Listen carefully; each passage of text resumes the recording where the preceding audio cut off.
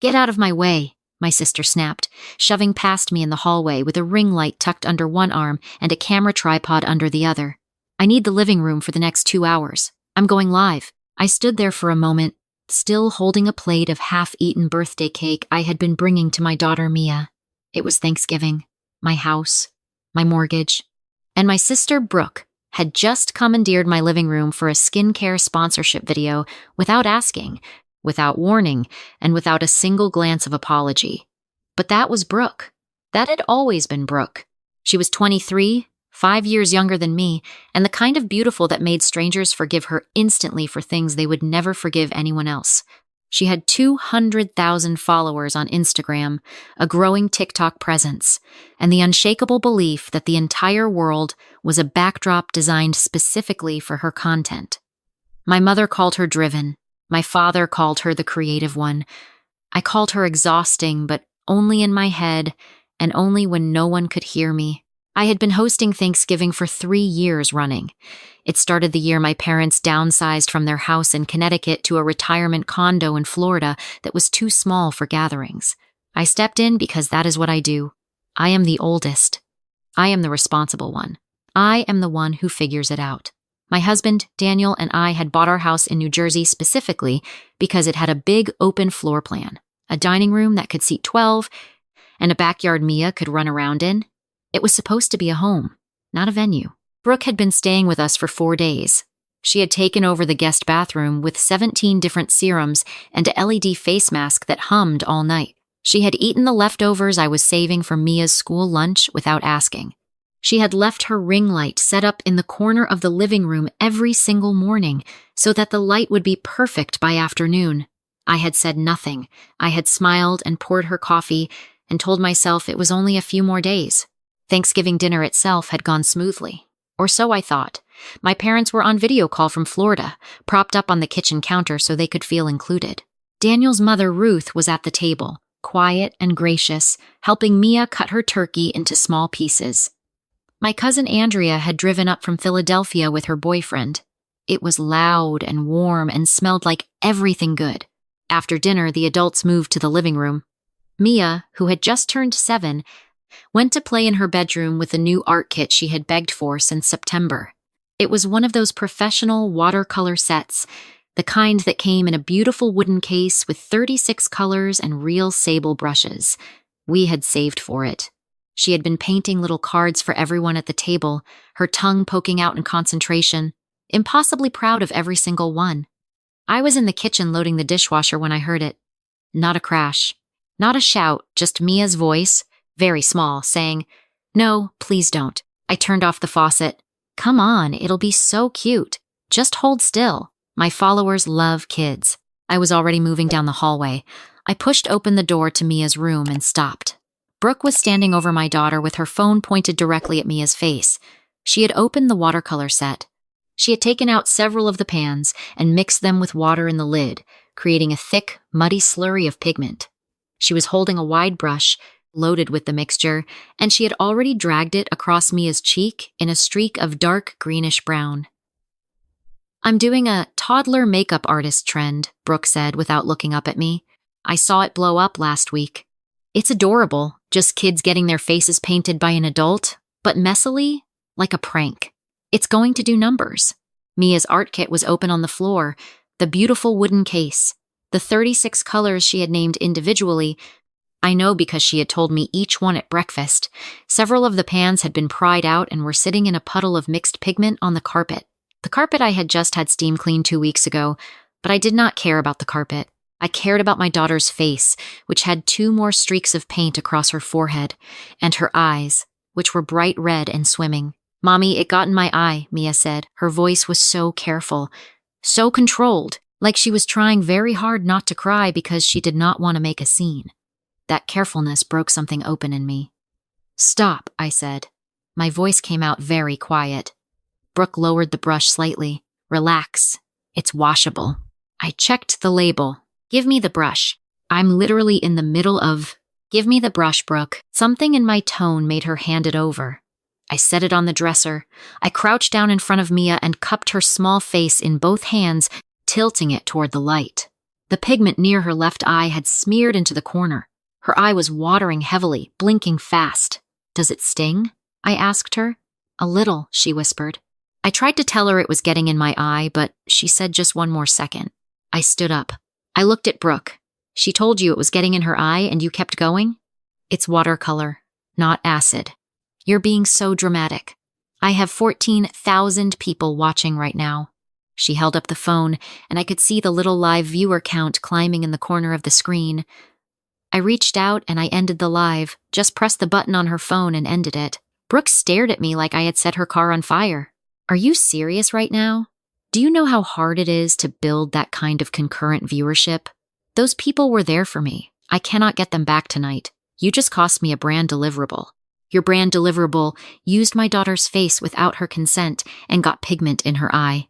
She's 7. She doesn't have to consent. You're her mother, and you could have just said yes." I didn't say yes. "You weren't even in the room."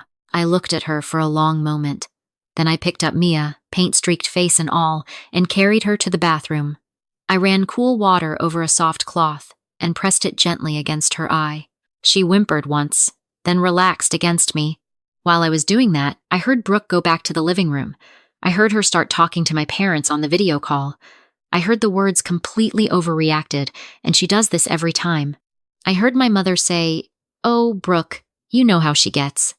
I kept the cloth on Mia's eye for several minutes. When the redness had calmed, I looked at her in the mirror. Most of the paint came off her cheek with gentle wiping, but her eye was still irritated, still blinking more than usual. "We're going to take a little drive," I told her. "Where?" "To see a doctor, just to make sure your eye is perfectly okay." "Is it bad?" "No, baby. It's probably completely fine. But I want to be sure." I told Daniel quietly where we were going. He looked toward the living room, jaw tight, and nodded.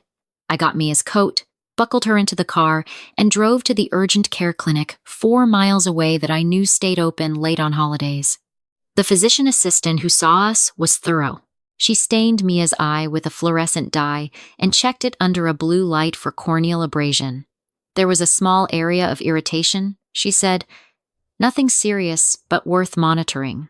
She gave us lubricating eye drops and a printout of symptoms to watch for, and she noted everything in the chart: watercolor pigment, direct eye contact, child's age, time of incident.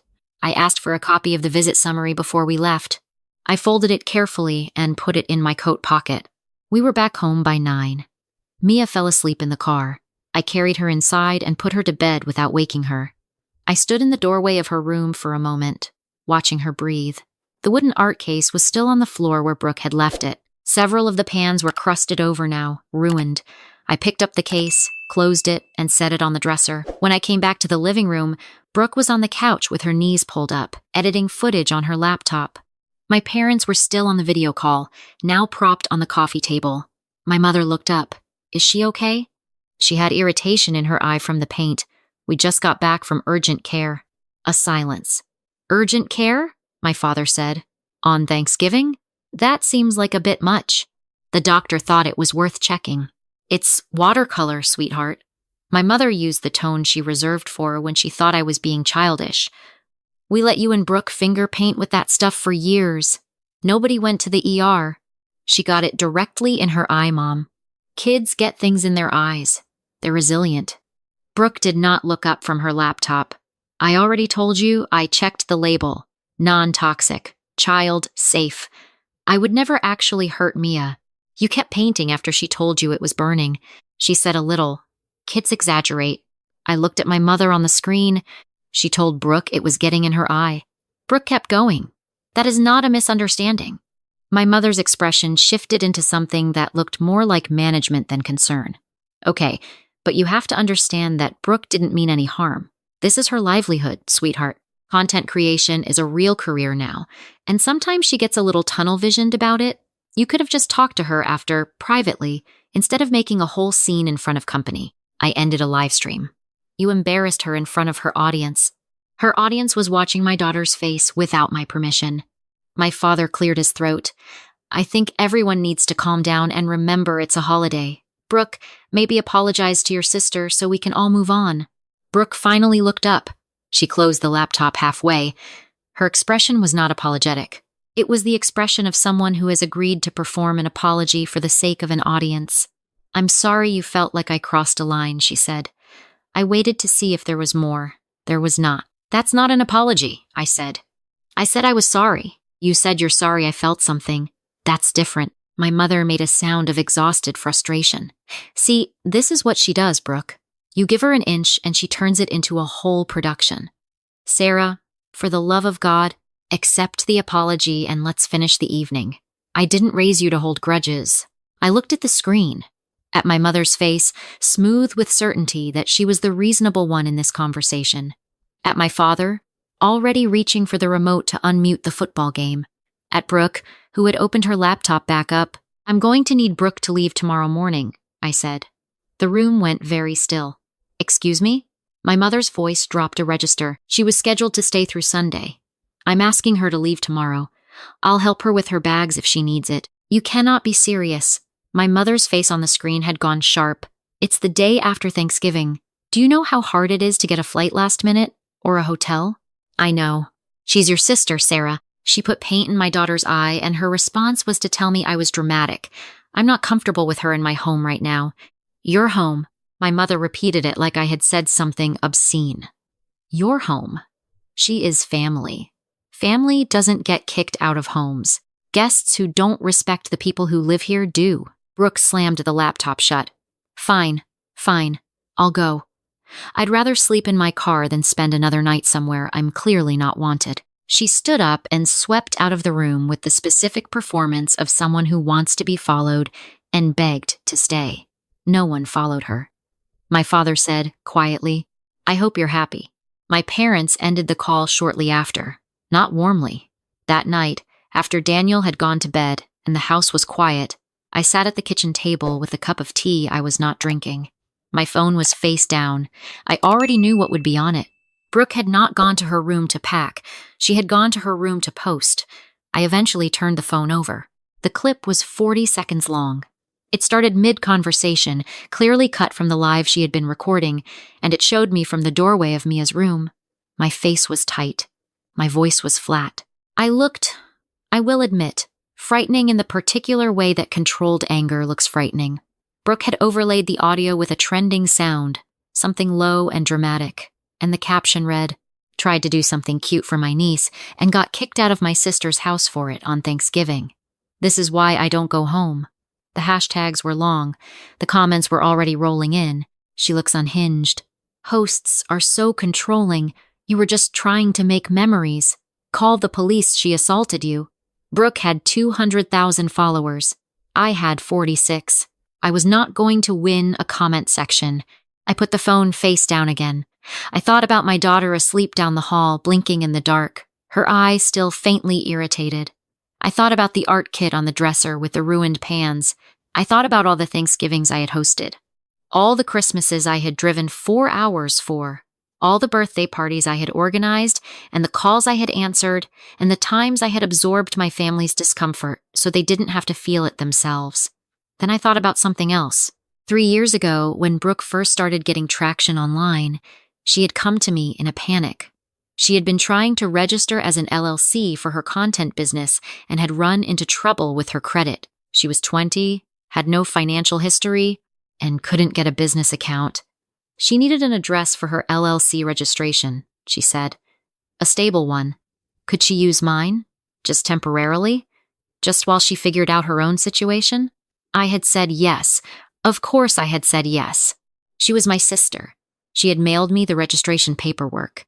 I had signed off on allowing her to use my home address as her business address. I had not thought about it since. It had not occurred to me to think about it because I trusted her to handle her own business, and because I was busy handling mine. I went to my filing cabinet in the home office. I found the folder I kept for miscellaneous documents, the ones that didn't fit neatly into taxes or mortgage or insurance. I found the LLC paperwork at the back. I pulled it out and read it in full, for the first time. Brooke's LLC was still registered to my address. I sat with that for a moment. Then I opened my laptop and started reading.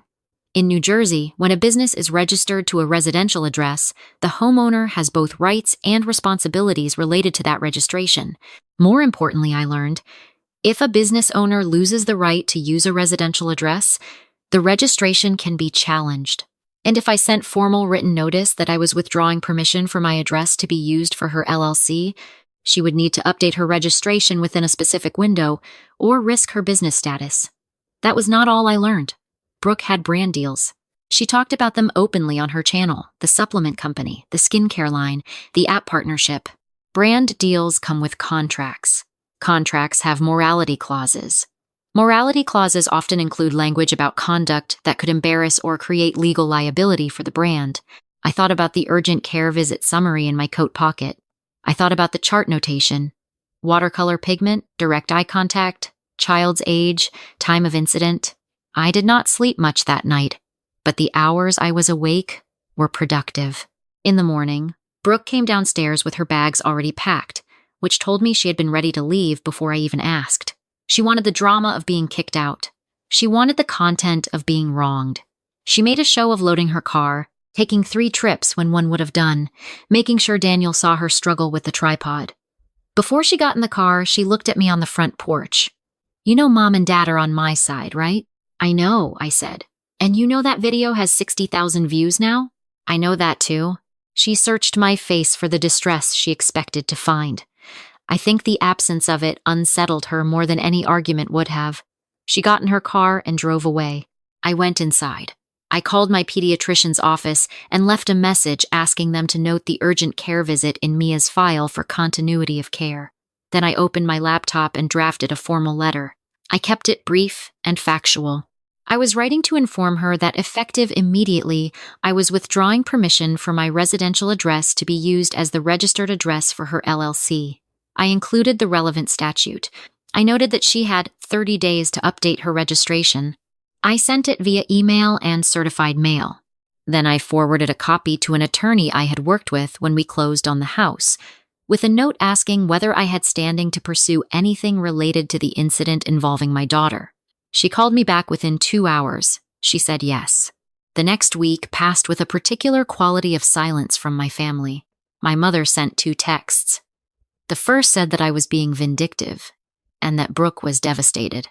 The second said that if I pursued any kind of legal action against my own sister over a silly prank, I would regret it. I did not respond to either. What I did do was write a detailed account of the evening while it was still fresh. Time, sequence of events, exact words as I remembered them. I included the urgent care summary, the physician assistant's name, the chart notes. I kept it in a document I saved to 2 different places. Brooke, for her part, posted twice more about the incident. The second video was longer and included a tearful segment about family rejection during the holidays and the emotional toll of being misunderstood. It did very well. The comments were full of sympathy.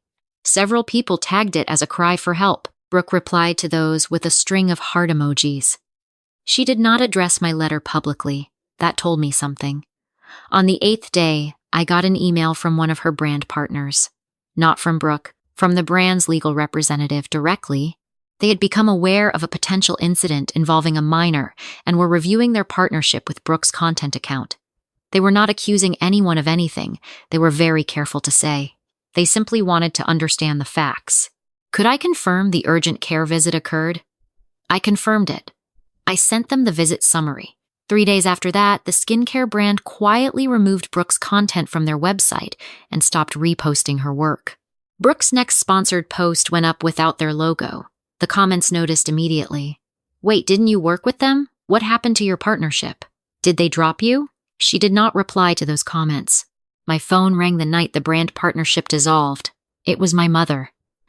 Not a text this time. A call, which meant she wanted me to hear her voice, to feel the weight of her disappointment in real time. I answered. "Do you understand what you've done?" Her voice was not the cold management tone from Thanksgiving.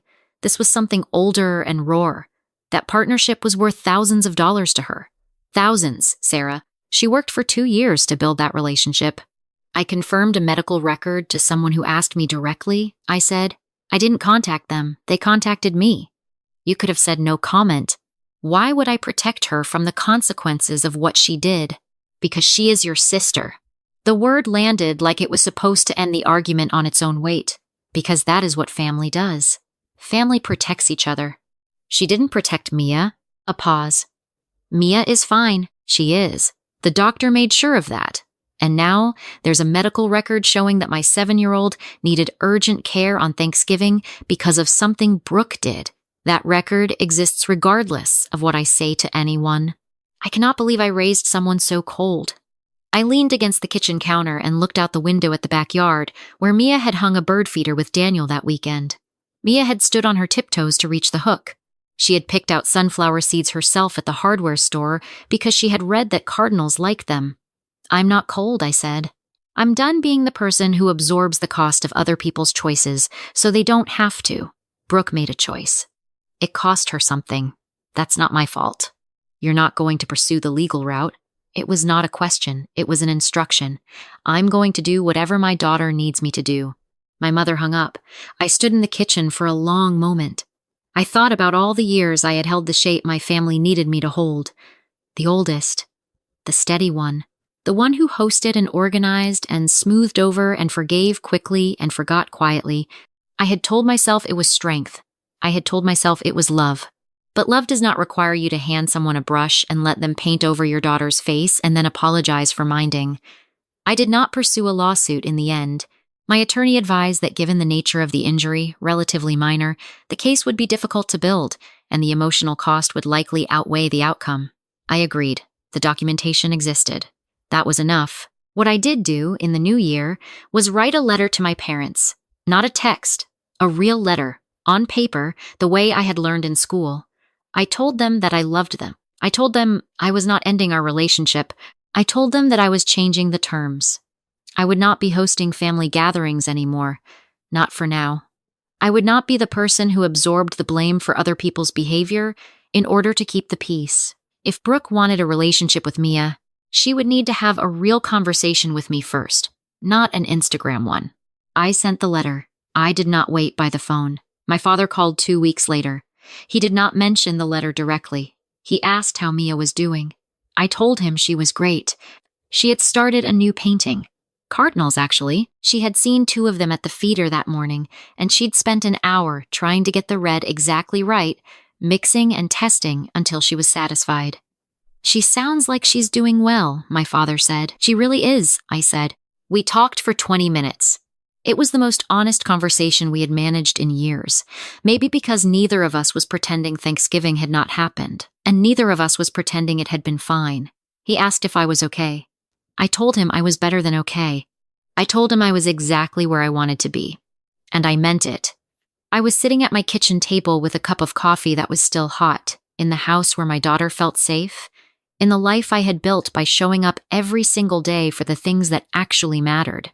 The noise online had settled. The brand drama had faded. Brooke had pivoted to a new content era, something about personal growth and healing, and her followers were responding warmly. She had not called me. I did not expect her to yet. These things take time when they happen at all. What I knew was this.